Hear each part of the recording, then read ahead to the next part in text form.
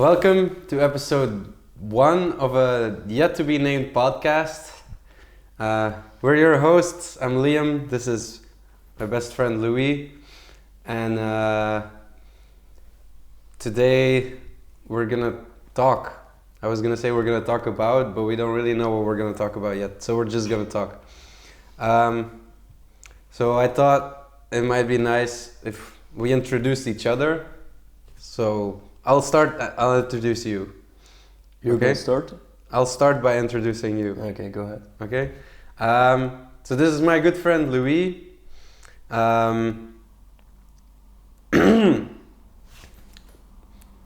Maybe I should have thought about this first. I've always known him as a very, very open person and a very,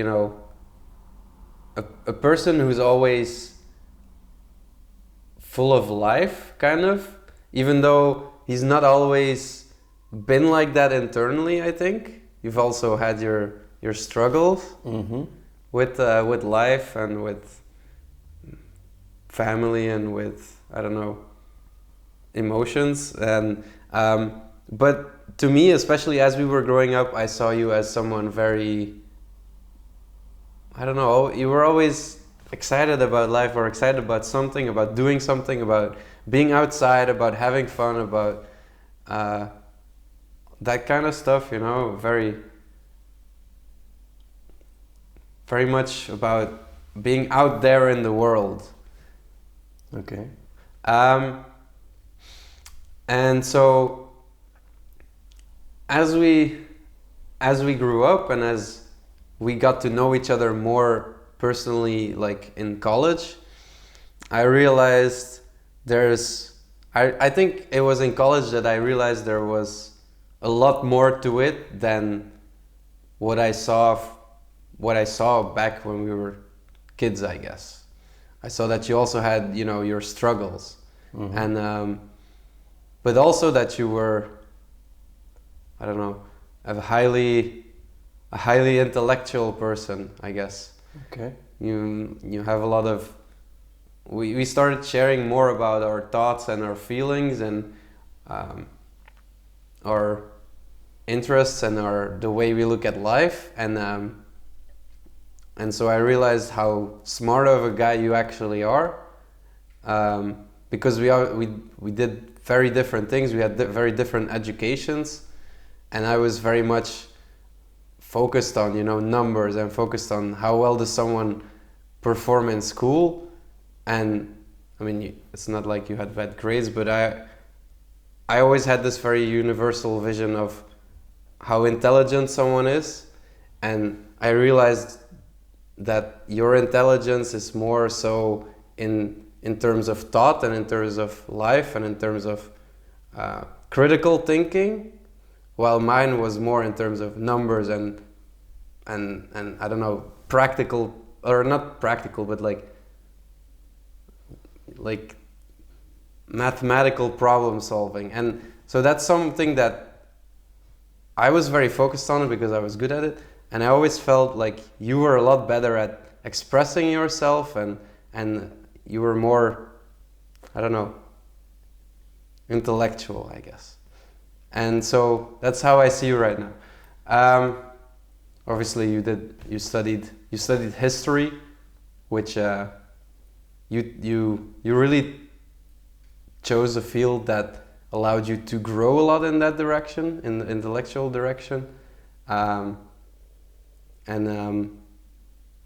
I think now you're the result of that, basically. Of that, I don't know. When you're still, this person who's full of life and who wants to really do stuff, and you're also this person who's really intellectual, and you're also this person who still has struggles. And I don't know, just to me, you're one of the most interesting people I know. Well, that's very nice to hear, obviously. The first part you said kind of surprised me, like the being very into life and being very out there and outgoing, I guess. Yeah, it's just because when we used to be together as kids, we were usually like at your house. You had like a big yard, and I don't know, we were always going out into the yard together and doing some stupid shit, and you were always very involved with like the youth movement. You know, we were always like, I tried to join the same youth movement, and after a year, I mean, we both know it when it was trashed. I just could not be made. I just could not be fit to be part of a group like that. And I always saw you as a person who was like, you really thrived in that environment, and I, for some reason, could not. Mm-hmm. And you were always like with doing shit in nature, and I don't know. And I was scared of nature, really. Yeah, you were more of an inside kid. Yeah. But at the same time, within this inside environment, you were still very very active, very building things. That's how you're one of the most intelligent people I know, but I know many more intelligent people. But the thing which really separates you is you're constantly trying to make things, build things. You're one of the most I can't find a word, but constantly solving problems, constantly building things. Yeah, that's the essence of it. Yeah, I used to see myself as entrepreneurial, and now I'm trying to shift a bit more to like the artistic side of making things. I used to be very focused on like, well, first it was like making physical things, like building with like Lego blocks or with cardboard and paper, and then it was like building businesses and organizations, and now it's more like I want to make, you know, art, or I want to make, well, then it was first was entertainment, YouTube, TikTok, and now it's more like, no, I want to make something that also stimulates me intellectually. So I came to art and to movies, I think, and then yeah. That's definitely a shift I've noticed in you. Is this more almost spiritual shift, which it kind of happened when you were younger. You had a phase of it, and then that phase went away, and now it's kind of come back in a more new age fashion. More into yoga, more into psychology, more into meditation. Yeah, that's what I mean by new age. And yeah, with you, I don't know, I always saw you as this very, I don't know if it's just my low empathy, but I always saw you as this very like stable person who always kind of had the same mindset about life. But I'm probably wrong, because I don't think I knew you well, in like, I don't think I thought about, especially as a kid, I had, I think, zero empathy for what you went through. I had no clue you were going through things. Yeah, but neither did I. Yeah, okay, fair. Yeah, okay. That's fair. But I don't know, every time we hung out, you were always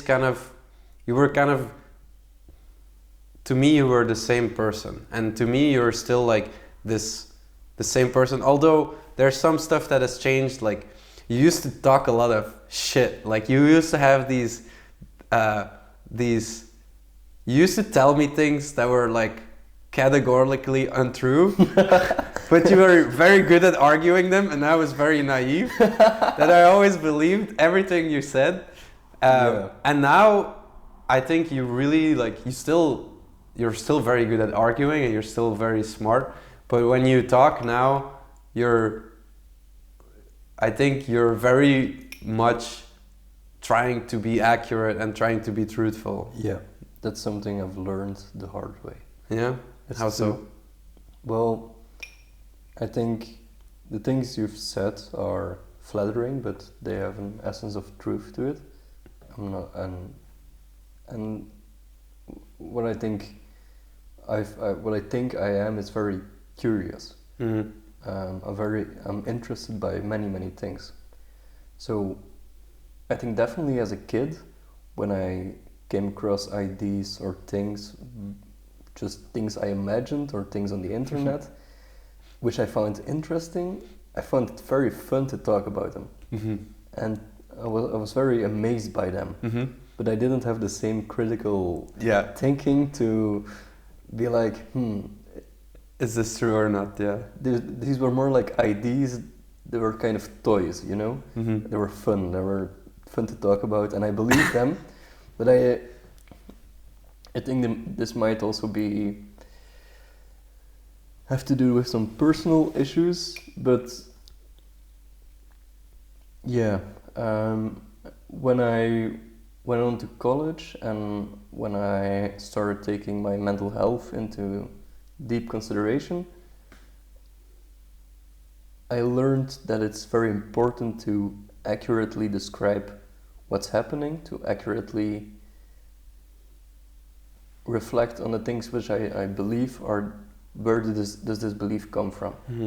And I think because of that, this side of me has reformed. And when did this start? Probably when I was around 19. Yeah, fair. That's also when I got to know very much the other side of you, you know?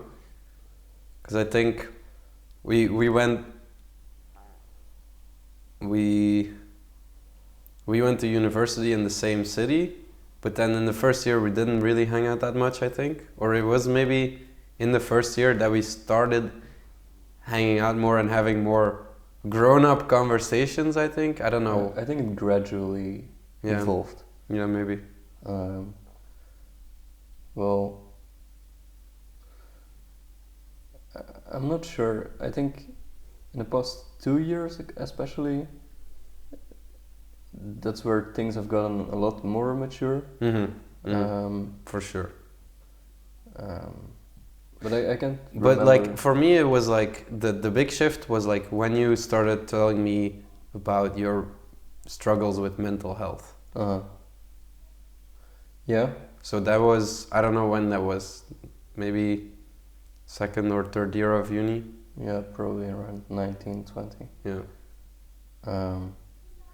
Yeah. I think it became obvious to me that it was essential for me to talk about these things with friends, to connect about them, to also get this reaction out of people, see what their emotional reaction is to these issues I had been dealing with and have been dealing with, to kind of contextualize things, to see how these issues that for me were everyday issues, for other people are very perhaps weird or extreme or just something completely of a different kind of life. And that had a lot of impact on me, to realize that my path in life has not been the most usual, and it's clarified a lot of things, but it's also in turn made my life more normal and I feel less of an outsider, less of an weirdo, less of I feel more human, I guess. Nice, yeah. Did you used to have this feeling in like, as a kid, that you were an outsider? It depended on the context. I guess I often did, yeah. In what context did you feel like that? Mostly in school. I just felt like something was not right. Something was not adding up. Because definitely in primary school, I was not considered a smart kid. But at the same time, I never really realized what was going on in school. I was always with my mind somewhere else, and I was very emotional all the time. Mm. I was very easily upset, and I guess in other domains I was well accepted, and I had fun, I had friends. Mm. I was not unpopular, but I felt some kind of difference, and as a kid, I did not realize what that was, where that came from. Well, where do you think it came from now? Well, I don't want to get too deep into these things because, well, if they get out there, they have a very real impact on my current social life. Mm-hmm. Let's just say there were some circumstances which were not ideal for a kid growing up. Mm-hmm. And I don't think I want to get any deeper into it. Yeah, fair. No, I understand. Okay. Right. I know what you're talking about, so yeah. Yeah. So, what was I gonna say? I don't know. Yeah, did you have, like, I always had this idea that you were, like, quite a well-liked person by others. Mm-hmm. You'd see yourself as that, as, like, especially growing up as a kid in primary school, high school? Primary school, like, I was okay, Mm-hmm. liked. In high school, the first half of high school, I was quite popular. The second half, not at all. Quite the opposite. And a kind of parallel history to that is my history in the youth movement, where I was the most popular guy in the group a lot of the time, which was, as you said earlier, like a situation wherein I thrived. And I guess my adventurous nature kind of helped in that regard. But so in the second part of high school, that changed? In the second part of high school, at high school itself, that changed. At the youth movement, not at all. What happened? I guess most of my friends in the first half of high school were the ones who dropped out of the kind of high school I went to. So there were guys who went to worse high schools. Yeah. And I did not always connect with the people who stayed there. I was very competitive, so I had good grades. But I don't know. I just didn't connect with the people in my classes. And it's also that period where I started really struggling with mental health, and I did not go to school a lot. So I was kind of like the weirdo who showed up like half of the time. Really? Yeah. Oh, I didn't know that. Yeah. I think my final, during high school, so in Belgium that's the last 2 years, from 14 to 16 probably, I think I probably stayed at home half of the time. I didn't know this. A third to a half of the time, yeah. And yeah, because I was just really depressed. And I guess the only time where I felt safe and I felt at home was when I was totally alone at home playing video games. Wow. I think this is also kind of the period when we saw each other a lot less, right? We mostly saw each other like as younger kids, and in high school it was... We did though. Yeah? Not that often, just during the holidays. We did. And at the end of high school we started hanging out more, at like 16, and that transitioned into college. Yeah, I think I remember when we started hanging out again. We started having fun again together. It was during the festival in Ghent. In Ghent, yeah.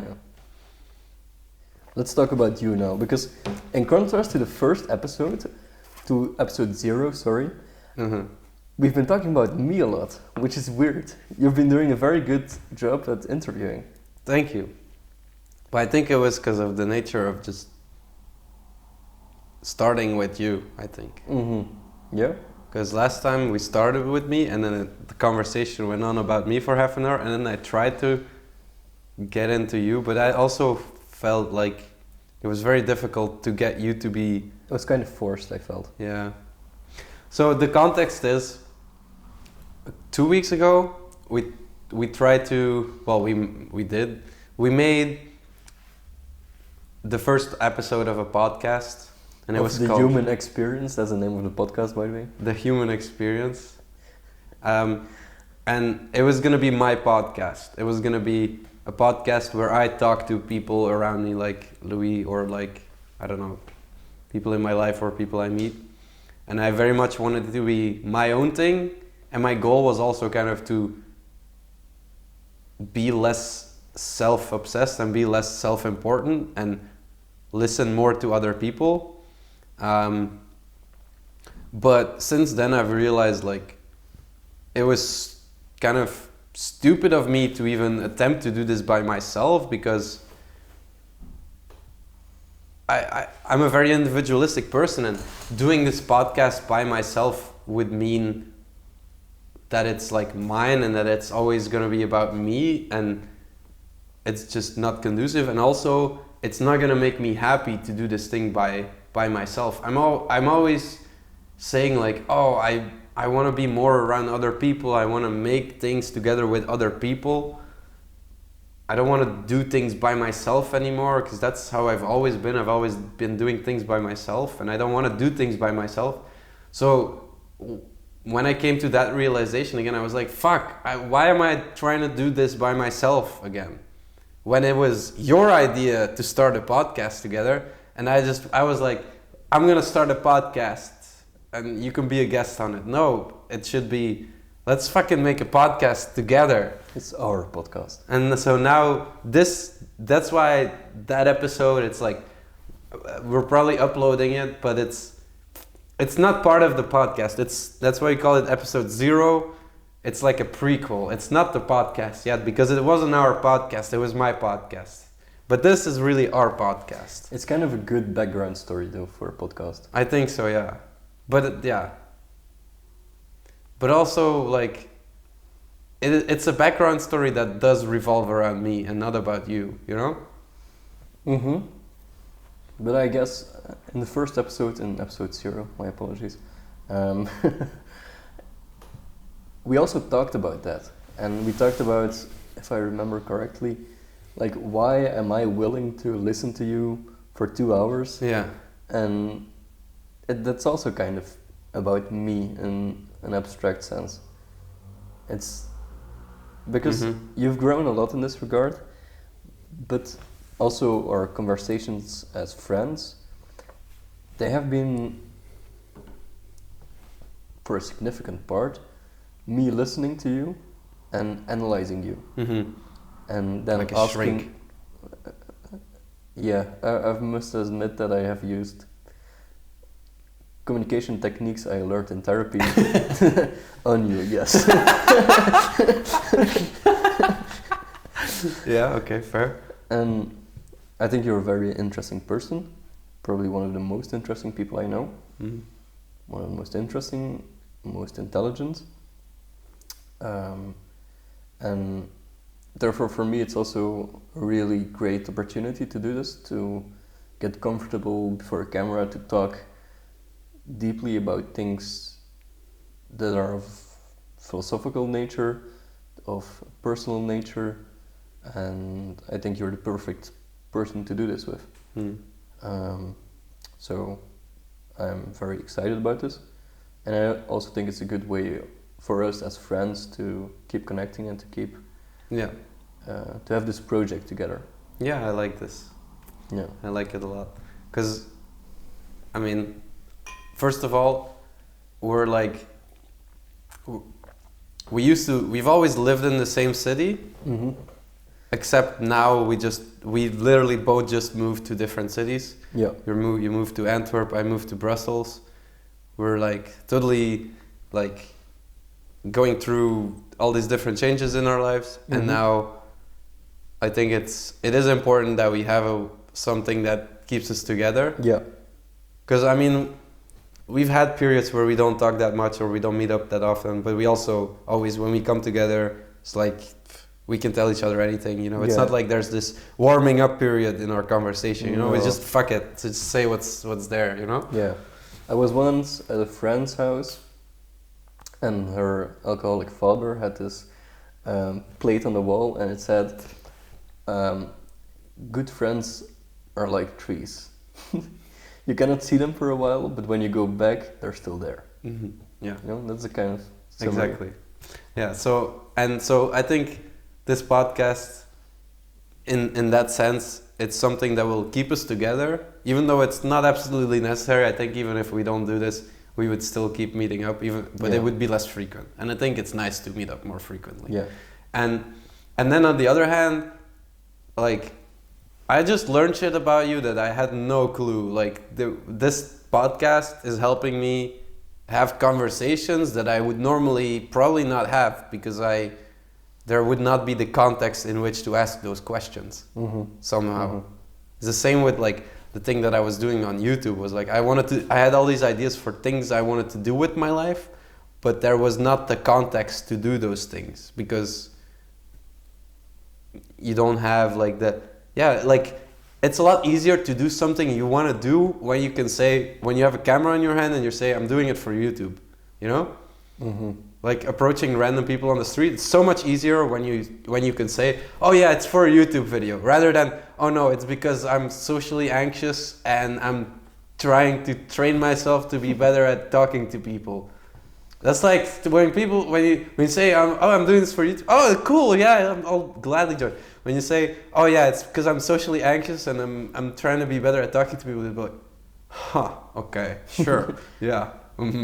So yeah, like that, it's kind of like a context in which we can, like, things happen that normally wouldn't happen, I guess. Yeah, but then again, I mean, these conversation techniques, they're also used and learned elsewhere. For sure. I think it's for you especially, and I had not thought about this in this sense, but I think it tells something about you, that you need projects to do things. Yeah. There's goals, and there's projects, and there's things you're making. Yeah, it's true. It's true. Yeah, and I've been thinking about this a lot too recently. Like, I want to get better at talking to girls, especially, because I'm trash at flirting or anything like that. I meet so many attractive girls that I would love to make a move on somehow, and I just don't. I'm so afraid. And I'm like, fuck, I wish I was still a YouTuber so I could make a video. Like, I asked 100 girls for their number or something like that, you know, something stupid or silly, but just something that would push me to actively just do this. And I am like that. I'm a project-based person. Like, there's things I do in my life, and then I neglect everything else in my life, you know? And I don't know if I can be different, but yeah, I don't know. I think maybe I should just do this thing, asking 100 girls for their numbers without making it a YouTube video. What do you think? Kind of creepy. Yeah, kind of creepy. Maybe kind of creepy. I But kind of fun though. Would be fun. Would love to see the success rate. Fair. Yeah. What do you think I should do? I think about the self-conscious part, about talking to girls, or yeah. I think those things develop naturally when you're into some kind of hobby or at work or at school. Such a lame answer. Yeah, but it's the truth. Doesn't help me at all. It's the truth. I think you're outgoing enough to definitely come in contact with girls. I just think once there's like an intention to it, it becomes creepy. No? What do you mean? Once you go up to a person and ask for their number, and within the first second it's clear like this has the intention of going on a date with you or whatever your intentions are, it's you kind of get into a context wherein you're not naturally developing a relationship from strangers to someone you would go on a date with. You're kind of jumping from strangers to going on a date, and that's kind of the problem with dating apps as well. Yeah, sure. But for me, the experience has been like, if I make my intentions clear, after that I'm like super confident. And I can talk and I can flirt and I can say whatever's on my mind and I can say really beautiful and romantic things. But that's only from the moment that I make my intentions clear. And for me, often more than not, it's like I wait so long to make my intention, or my not even my intention, but my interest, my romantic or sexual interest clear, that it becomes creepy to then signal it somehow. Or like, I don't know. And I don't know how to be subtle about it either. For me, it's always like, it always has to be very explicit and it always has to be very clear. Just very direct, like yeah. And like, I'm not a subtle person. I want to be, but I'm not, you know? But if I was a girl, I would actually appreciate like the direct approach. Yeah. Just and I think that's what most like successful guys do. They are direct, no? Or they're at least like, they flirt in a very obvious way, but one that you can still like people can tell when you're flirting, right? But because it's like, it's in a fun and playful way, people can choose to ignore it without making it awkward, I guess. I don't know. I have no idea. Because like I've definitely seen it, but I've never been able to recreate it somehow. Yeah. This is definitely not my area of expertise. No. But how do you flirt with girls?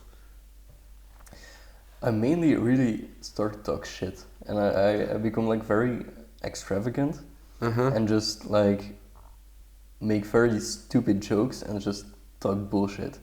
But it's most of those times I'm pretty drunk as well. Yeah. And I just start saying ridiculous shit, and it kind of becomes obvious at me like making jokes with the girl, at the girl. That's most of the times how I do it. Wouldn't recommend it. Just happens to be the way I do things. No, but actually, like, I have a good friend, and he's quite successful with girls, like when he wants to be, and he also he says exactly the same thing. He just like, he's going out and he's just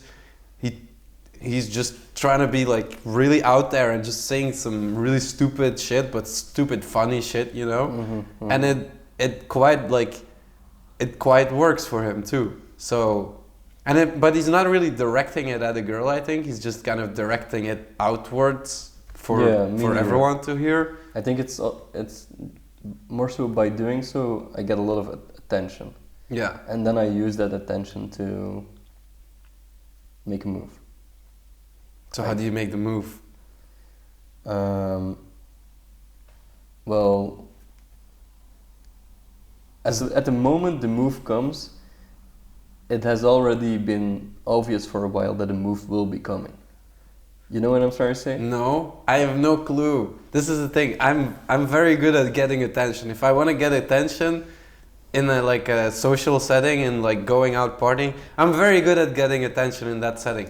But maybe a little bit too good. Yeah, maybe annoyingly, like it becomes annoying at some point. But even in situations where people are like really vibing with it, I'm still like still can't get myself to really connect with an individual or a individual girl that's part of that group. No, I guess after a while you start talking to one girl especially, and then you go outside with this girl, and then you make a move, I guess. When it feels like, when it's obvious that it's her intention as well. Okay. So is there like a progression to it for you? Like you talk to them inside and you have a vibe, and then you like ask like you want to go outside, or how does it work? You're kind of analyzing this like an algorithm or like some kind of... I need concrete, actionable information, dude. This is how I function. This is not logistics. Fuck you. I'm trying here. You know? No, most of the time it's like you just happen to be outside, or you go smoking. I don't smoke.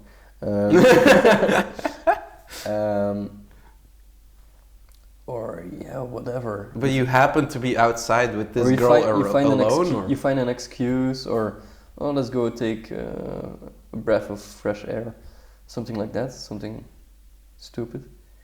And but you say it to this girl, yeah, and not to the others, right? Yeah. Yeah. Okay.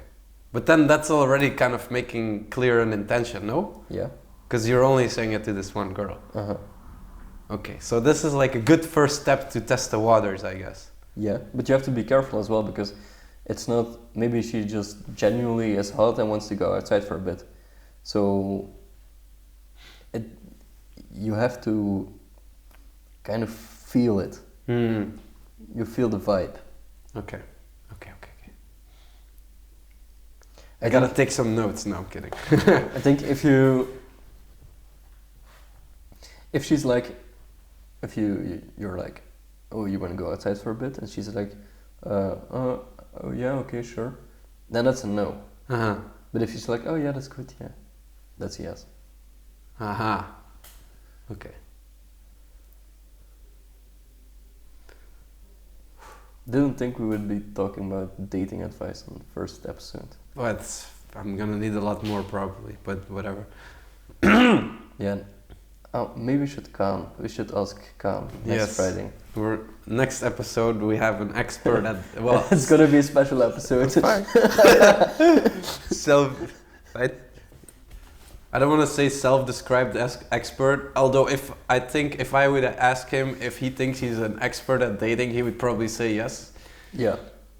Although no, he would probably say no. I'm a student of dating, or a student of love, or something like that. He would say. Okay, but let's not make fun of him. He's a great guy. He has some very different attitudes toward, like, not attitudes, but like very different ways of looking at life and love and everything. Relationships especially. And I don't think that they're wrong necessarily. I think they're very interesting, and I'm very excited to talk to him, and especially in contrast with you, because I think I'm like in between you both. You're more on the opposite of his. Yeah, I might be ideas. A little bit more conservative in that regard. And he's very progressive, and I'm like, I'm like somewhere in between. But we'll keep that for Friday. Yeah. But yeah, I think it's gonna be a really fun conversation. Yeah. We should have prepared some questions or something. What do you mean questions? Some talking points. Just some. Okay. I think I'll do I that have for a question. I have a question Okay. that I've been wanting to ask you. Okay. How often do you feel lonely? That's a good question. I guess most days. Most days? Yeah. Because to me, you always seem like this person who, like, if they're alone, they're okay. So for me, it's really the difference between alone, like you can be alone and be perfectly happy or be content, and you can be alone and be like I wish I was with someone right now, Mm-hmm. or be craving that connection, or craving that feeling of not being alone, or whatever. So that's really the difference. So does that change your answer, or does it stay the same? Stays the same. Huh. Um, And how do you experience this loneliness? Like, what does it feel like to you, or what do you think about that? it's not about not being in contact with people. Mm-hmm. I have quite a bit of friends, and I have quite a bit of social interactions. Mm-hmm. I guess it's more so feeling that my path in life is not something which is done together with a lot of people. Mm. I think I make all my decisions by myself, Mm-hmm. and I do a lot of things by myself. Mm-hmm.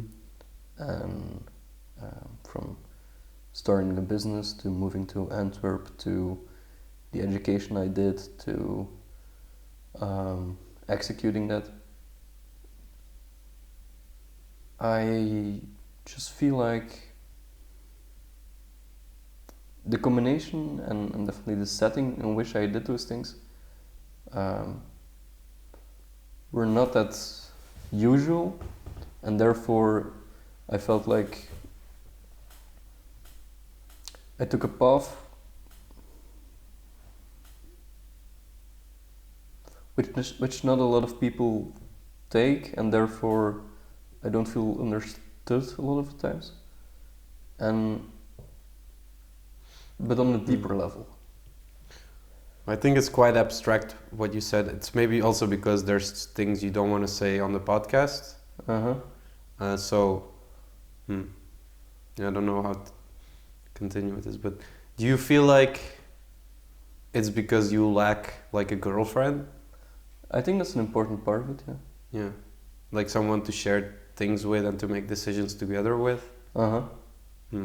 Yeah. That's definitely something which I've been thinking about, which I probably should do.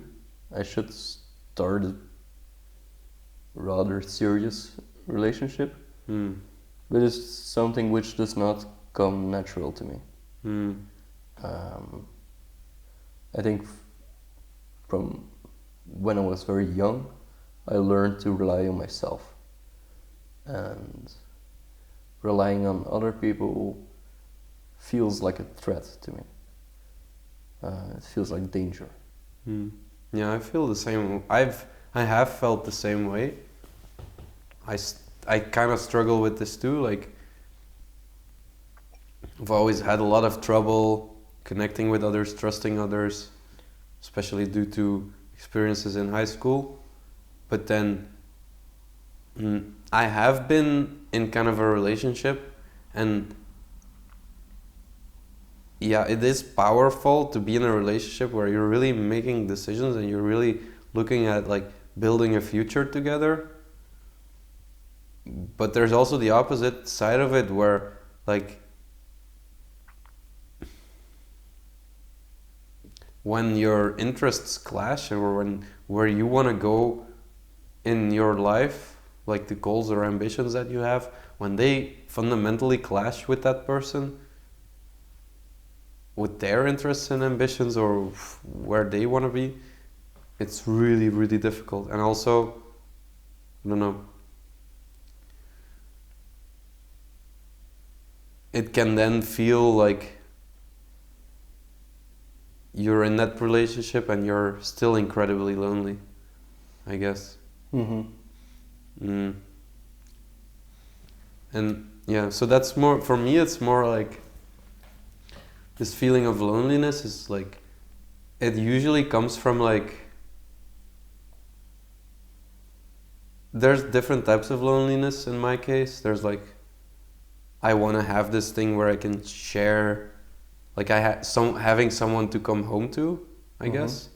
But also like, when you're then in a relationship where you have someone to come home to, but then there's some conflict in the relationship that coming home doesn't feel like coming home anymore, or it feels like there's something off about it, and then the loneliness of not really having someone that you can just like walk into their place and just start saying how you feel, I guess. Like just a really good friend. Like I know we're a really good friend and you're my best friend, but I didn't, you were always busy and I never really had this idea that I could just like come knock on your door and cry. No. I didn't have that feeling, and that's something I also lacked. And also then there's also this other type of loneliness where I want to do more exciting things with my life, but I don't have a friend group that would want to do these things with me, or that would pull me to do these things. Uh-huh.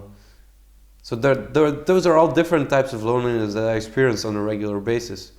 And the only thing that usually prevents me from feeling this is if I'm really busy.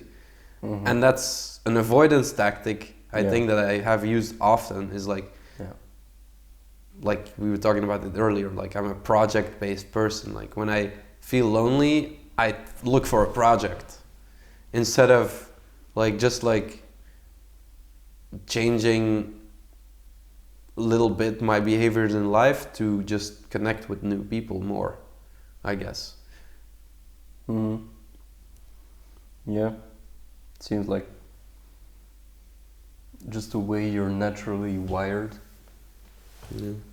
And then especially the project part of it. But I think the avoidance element is something which a lot of people, and I see this a lot in like businessmen and, well, it's workaholics, you know. It's an avoidance of something negative that's forgotten when working. Yeah. But it doesn't have to be like a project. It can also be like starting a new show or something, you know, starting a new show that already has 9 seasons out on Netflix or something, and then using that to distract myself, my biggest addiction, which, you know, I'm trying to cure myself of right now. I started watching shows again, but I made the restriction that I could only watch 1 episode per week. And it's going rather well, I think. Really? Yeah, it's going rather well. It seems very difficult. Right, but apparently there's a button on Netflix, somewhere hidden in your settings, where you can turn off autoplay. Really? Yeah, I never knew this. But there's a button and you can be like, no, when the episode is done, don't start automatically playing the next one. That seems useful. It's super useful, yeah. But I think it also really takes discipline to be like, fuck, and like you can't, like if you watch 1 more episode, that's the trap that you, like every time you watch a show and you're like, I gotta be productive today, and you're like, 1 more episode, you're like destroying a little bit the perception that you have of yourself, that you're a man of your word, you know? Mm-hmm. Mm-hmm. And so, but once you do it once, it's like, I feel like if you do it once, like 1 more episode, then you're gone. Like you've destroyed yourself and you gotta start building yourself up. Like it's the smallest little mistake, but for me it feels like it would destroy my complete sense of self-worth if I did it. No. It's like a drug addict having 1 beer and then exactly doing a binge. Yeah. And so for me this is really difficult. Like I'm giving myself a little taste, like 1 episode, and then I can't watch another one because that would mean that I'm addicted again. And do you have like this calendar on which you track how many episodes? No, so I just say like I think it's like end of the week is when it resets, so I can watch another one like Friday after school or something. Is like. And are you only watching 1 show at a time? Well, this is also something that I have to, but yeah, right now, yes, I think. It's because this was also like something I fell for already, but I corrected myself. Like I've finished this one episode and I was like, I don't know what I'm gonna do now, and then I started looking for an episode of a different show to watch. Mm-hmm. To watch next week. No, to watch right then, after just finishing one episode of the other show. Okay, so you're not allowed. Wait. So yeah, this is like a very big struggle for me. Like, what should I allow myself and what shouldn't I?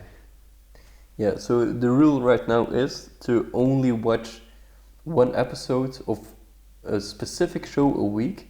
So you could be watching 7 shows at the same time, and just every day watch an episode of a different show.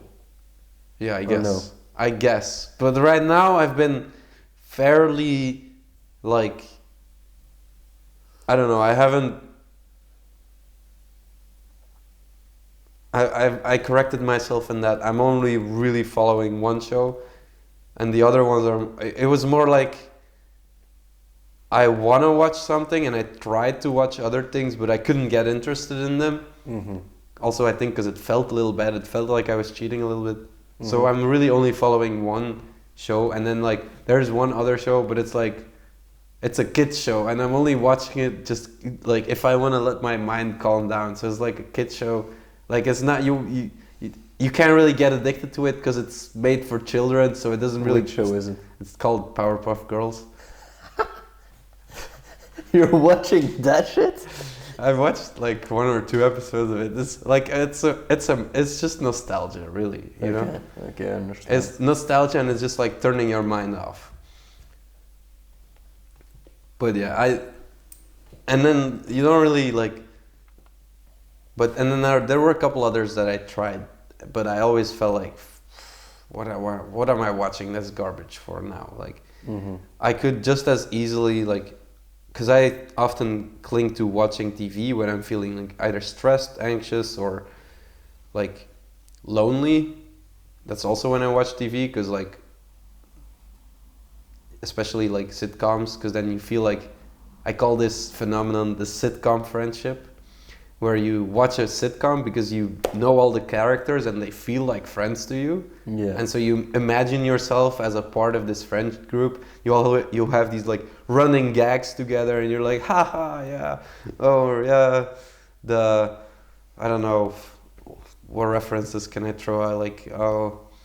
Like, Chandler makes a sarcastic joke. yeah, or like how you doing, or like the Ducky Tie from How I Met Your Mother, or like these, like you have these running gags, and they're a friend group, and you feel like you're part of this friend group, and this is what I call the sitcom friendship. Don't you just feel like more pathetic when you're watching that as like a source for? But yeah, you don't do it consciously, of course. This is something I realize now that I did, like especially in high school when I was feeling my most lonely, but also in university and like through COVID and after COVID.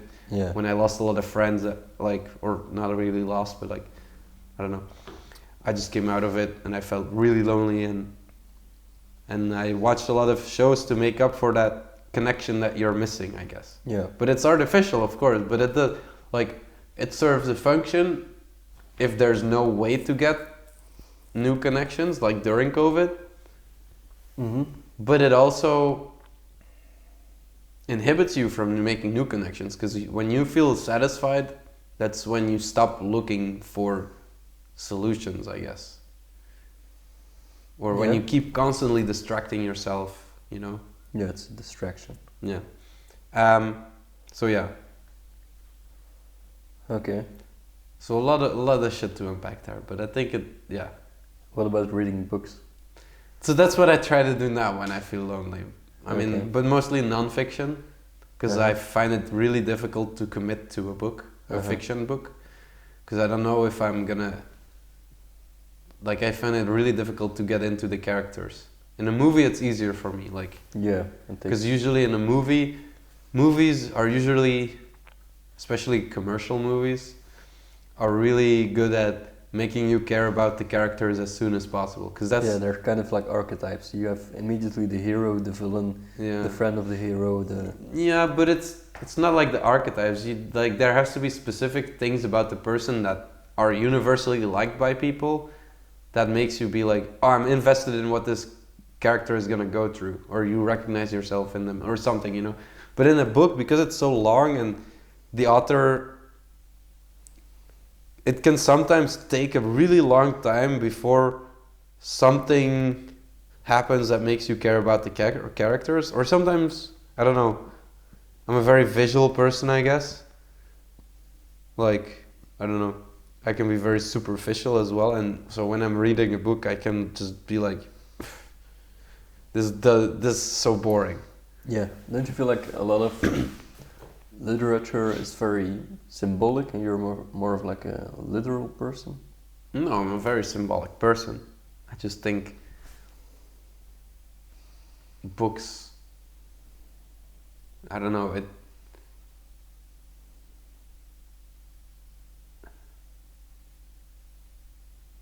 I don't know. Yeah, but I get what you're saying. I've had the same issue with fiction books. And people often say like some books take 100 pages to get into them, but I'm like, yeah, but then I have to read 100 pages, which takes like 2 to 3 hours.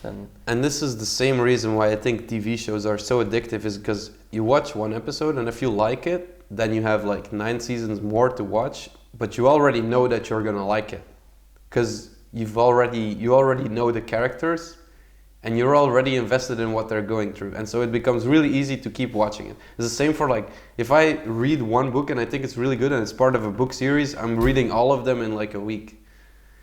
But it can take me like, but then when I finish that series, it can take me like a year to find another book that I like.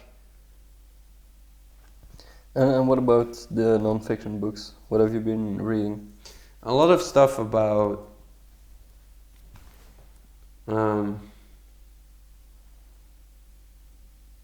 what have I been reading? I read a lot of Harari, so Sapiens, Homo Deus, and 21 Lessons for the 21st Century. So it's like anthropology, history, stuff like that. But it's also kind of psychology and philosophy. It's all of these things in one, I think, kind of. And then now I'm reading a lot of like through an app, book summaries a lot, because I want to consume information about a lot of different things, and I think it's quite effective in that per word read you get, or you feel like you get more out of it. Because if I read like a really long book about one topic, you might indeed get a lot more information about that one topic than you would from a summary, but you can read like 15 summaries in the time you can read one full book. So I'm like absorbing a lot of information about different things like psychology, philosophy, relationships, I don't know, all of these things that relate to how to get more out of your life in terms of meaning and emotions, I guess. So less than productivity, I guess. Not really I used to be really focused on productivity and efficiency. That's what I used to read about in terms of nonfiction. But now it's really like life and the human experience. I still love this term, you know. Maybe we should still call the podcast the human experience. Yeah. I'm not sure. We should actually brainstorm before we end this podcast, because we haven't brainstormed yet. Yeah, okay, let's do that. I think the human experience is kind of funny because it's so pretentious. I don't think it's that it kind of maybe sounds pretentious, but it's also kind of, I don't know. For me, what it really means is like, you have philosophy, and philosophy is often really out there. You know, it's quite often about things that do not directly affect how we behave you know? Yeah. And so for me, the human experience is really this idea of like everything that we perceive, and like, so all our senses, our sensations, our emotions, our thoughts, and our actions. I think there's one more thing I'm missing, right? But like all of these things that are directly connected to our life and how we experience life, right? And so for me, it's really less pretentious because it's opposed to this style of philosophy where you think about things that really don't really affect how we should behave or how you should be in life, you know? I get what you're saying. It's kind of like opposed to the philosophy of Kant, for example. He's like... I'm an expert on Kant, for sure. He's like the symbol of philosophies which are very abstract, very... just have no practical use whatsoever. And, well, people would disagree, but... just very abstract reasoning which doesn't really have any real life consequences.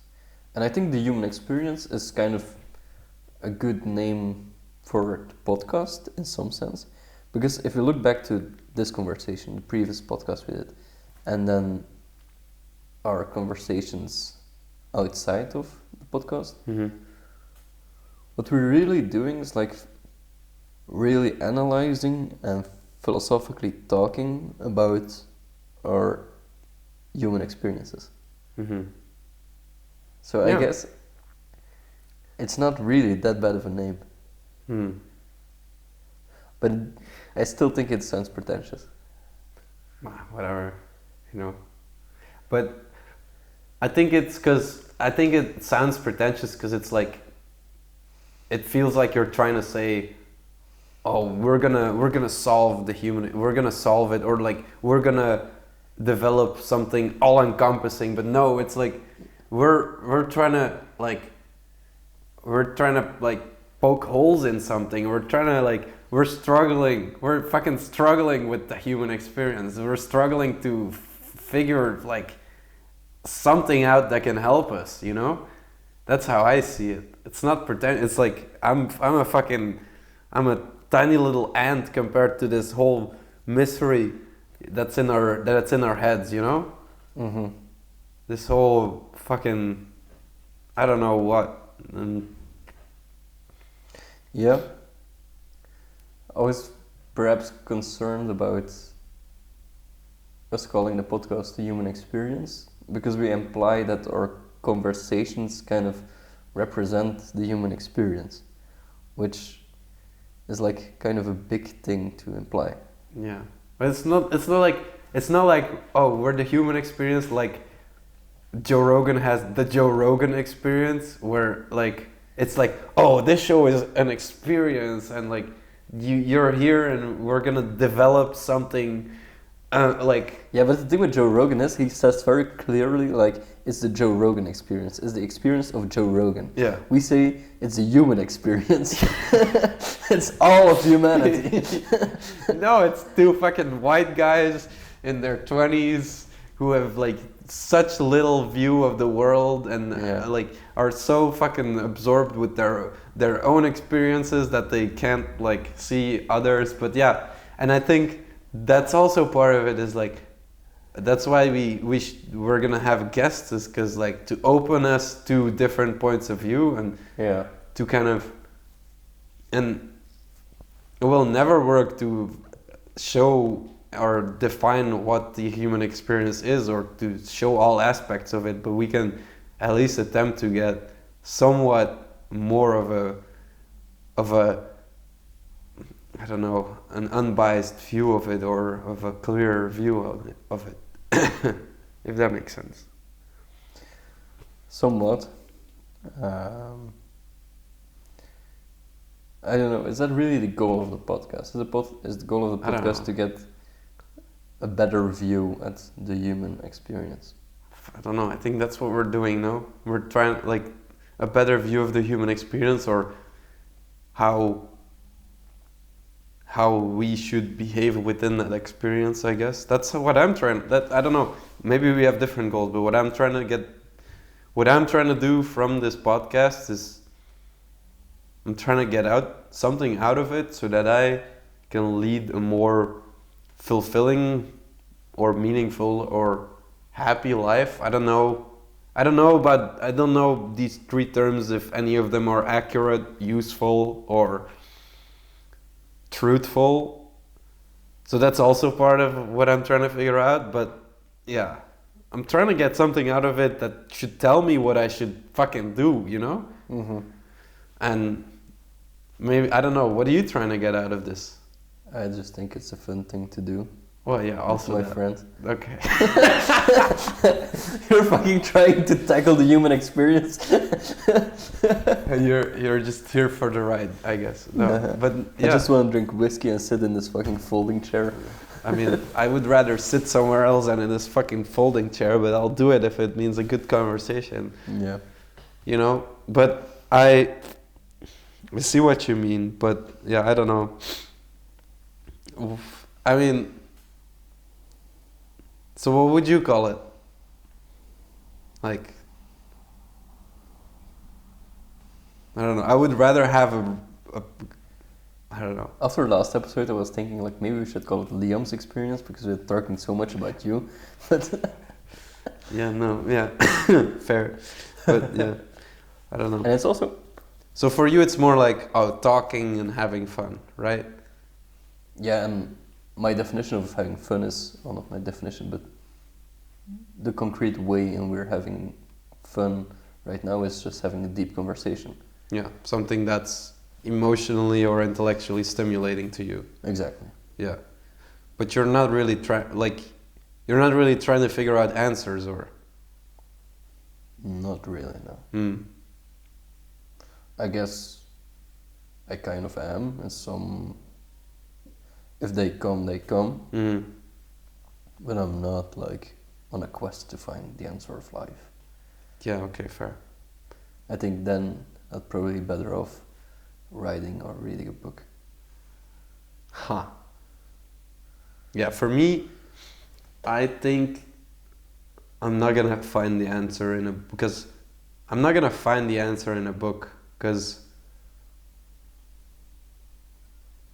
or by myself, like writing. Because when I write or when I think to myself and when I write, I often spiral downwards, where I get kind of pessimistic. I kind of question my nature, question like, am I set in my ways or can I change for the better? Can I be more positive? Can I achieve these wholesome goals? But when I'm with someone else, I spiral upwards. Mm-hmm. And I think and I talk in ways that are more constructive and that lead me somewhere that inspires me, Mm-hmm. rather than depresses me, I guess. So. Yeah. I personally feel like I can get out more complex ideas by writing. Well, yeah, because you can think more about your words. Yeah.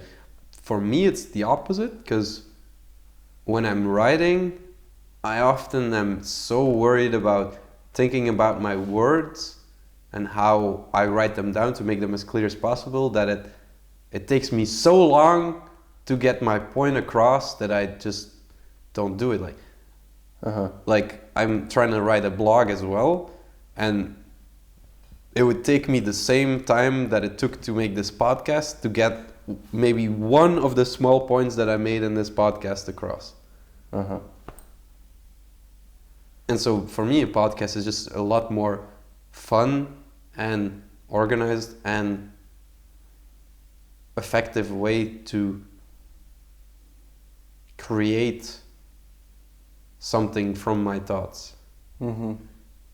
I guess the reason why I say I can get out more complex ideas by writing is, for me, writing is something solitary. Mm-hmm. It feels like I am alone, Mm-hmm. and then I don't have any anxiety or mostly anxiety of being judged or perceived in certain ways, which I do have while talking. I can become self-conscious. It's something social.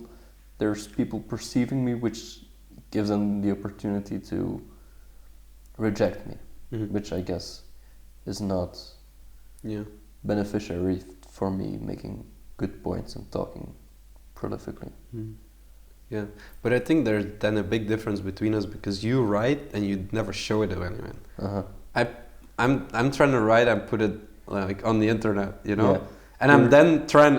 I'm not even telling anyone it's there. I'm just putting it there because I'm still scared that anyone's gonna read it. But because and that's exactly the point, like the anxiety and how are people gonna look at me and how are people gonna look at this. So maybe that's something different. Because when I write something, it's with the intention that I would show it to others at some point. Yeah, for me too, but in the long term. You've never shown me anything. No, that's true. And I've asked you a lot of times to show me something. Yeah, I should. And you never did. I should. I will. I have a few things which I can show you. I have this big box, like this size box with like hundreds of pages of just notes. There's all kind of things I wrote, and I just have to take the time to put them on my PC and edit them into something publishable. And I have gone through them quite a few times, or parts of them. And personally, I feel like there's some very good stuff there. But do you think it's maybe more productive or more fun to just start over and just start on something from scratch and maybe look back at it for inspiration? But I think,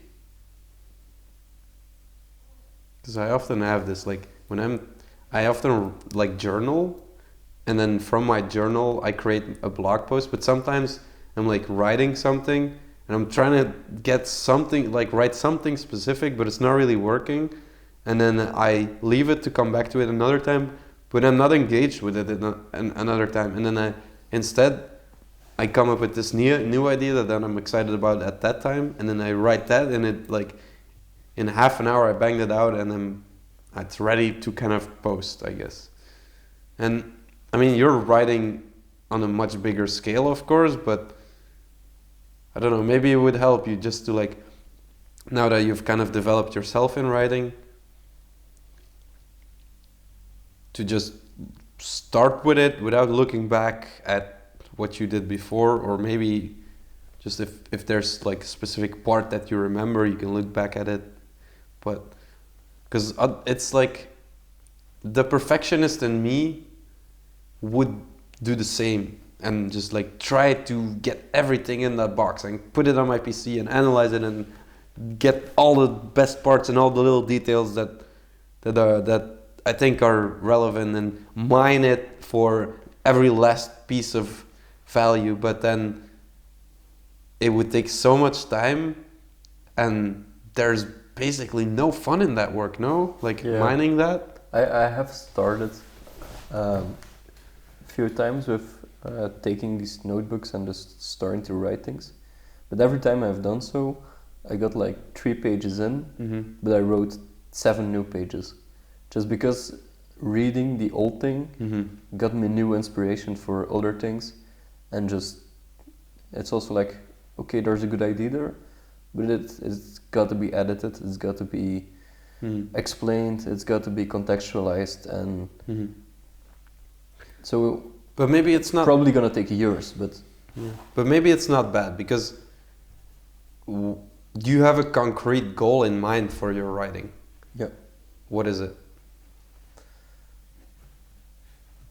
I have 2 books I want to write.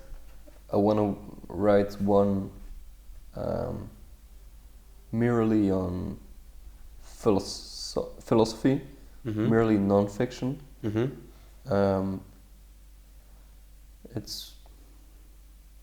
mainly about my ideas surrounding consciousness, truth, and language, and the overlap between those things. And then there's a fictional work I've been working on for a long time as well, which is kind of like a dystopic future. Mm-hmm. Those are two long-term goals. Mm-hmm. But I would be totally fine by working on them for 30 years. Mm-hmm. Yeah, fair. And does everything you write, does everything you write, does it relate to one of those two works? Not at all. No, okay. But do you think that you need to look at those to produce, like look at what you've written so far and all of it to be able to get to those two goals, or? I consider the projects I work on in the meantime something between practice and distraction. Fair. They have their own purposes. A lot of the time more of like a short-term purpose. Mm-hmm. And they practice my thinking, they practice my writing, and they offer a creative expression. But I do realize that it's very important for me to start sharing that with the world. For sure. For sure. Yeah. I think, like, I haven't written shit, but I'm going to a film school. Part of the thing is about writing, learning to write stories. Sorry. And the first thing they hammer into you is like, if you want to improve, you got to get feedback. Right? There's no like you could, something is in your head and it's the way you imagine it, and you can write it down and you imagine something, but someone else when they read it is going to imagine a totally different thing. And I don't think you can grow as a person unless you have an extremely high sense of empathy, which I think is very important for writers, if you don't get feedback. Like, you would need an immense amount of empathy to be able to perceive a story from outside of yourself, your own perception, Mm-hmm. to evaluate whether you wrote something well or not, I think. So, yeah, I'm excited to read something, man, come on. I've been asking for it for so long. Okay, I'll send you some stuff. Yes. You have some fiction stuff? Yep. Okay. I'm mostly interested in the fiction, because I think non-fiction, I mean, it's difficult, and it's difficult to write it well and engaging, but I think there's something that's on a higher level, is to create like a fictional story that people really engage with. Yeah. That's really a lot more difficult, I think. No? You see this as more difficult, or? What I see as the highest challenge is to write a fictional story which has non-fictional lessons. Yeah, okay, yeah. But, yeah, I guess, yeah. Yeah, I see what you mean, yeah. I mean, this is what most good,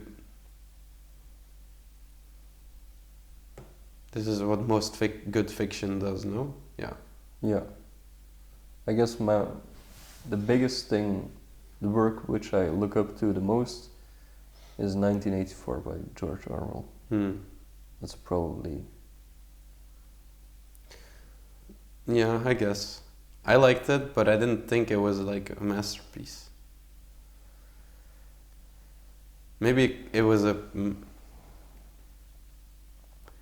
But it's like one of those things that it was maybe a masterpiece for its time, but I think with everything we know now as humanity, and like with all the writers and writing ideas and writing skills that exist now in the world, I think like we often feel like something is better just because it because it was so good for what we had at the time. I don't believe in progress over time in writing. No? No. That's fair, actually. Because we have a lot of ancient philosophy that's so old, and I constantly feel like I'm coming up with new ideas, but then I find out, someone wrote like hundreds of pages about this very idea. Yeah, and way more detail, and way more better words. Yeah. Like way more humor, way more exactly clearly. Yeah. And it's kind of like comforting because like, oh, this person who was very smart had the same idea as me. But it's also disappointing, like I did not create anything new, I just refound this point. Yeah. This is also why I like podcasts, because it's like I'm not pretending to invent something new. I'm just talking from my own experience. I'm not saying that no one has had this idea before. Whereas with writing, I think when I write something, I'm always trying to come up with something that doesn't sound cliche or that doesn't sound like something else that I read before.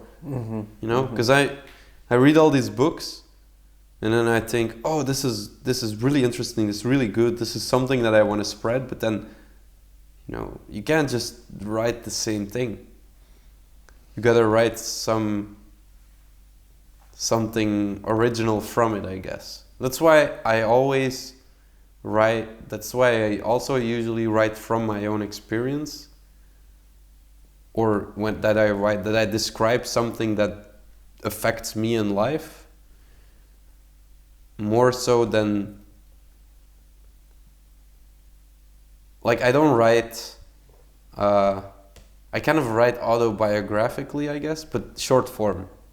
If that makes sense. Yeah. That's what I've read from you. Yeah. I made a couple more posts without telling anyone that are out there, but I don't think you've read them yet. No, I don't think so either. Yeah. Because I'm too, like, I don't want to put it on Instagram and be like, hey, I wrote some more really vulnerable shit that might sound really depressing also. And then have like my mom or my dad see this and be like, I'm gonna click on this and have access to my child's deepest thoughts. The worst thing is when they call you when they're worried about you. Yeah. I mean, my parents aren't like, my parents are pretty chill in that sense. They're not like, they ask me how I'm doing and I'm usually quite honest, but I'm also quite held back in what I tell them, even though there's no reason for me to be. They're 100% accepting.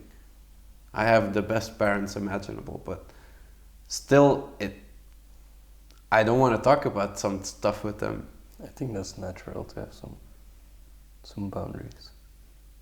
Especially but I think it could also really help me to talk about it with them. Perhaps. I think it's dependent on the subject. Yeah, maybe.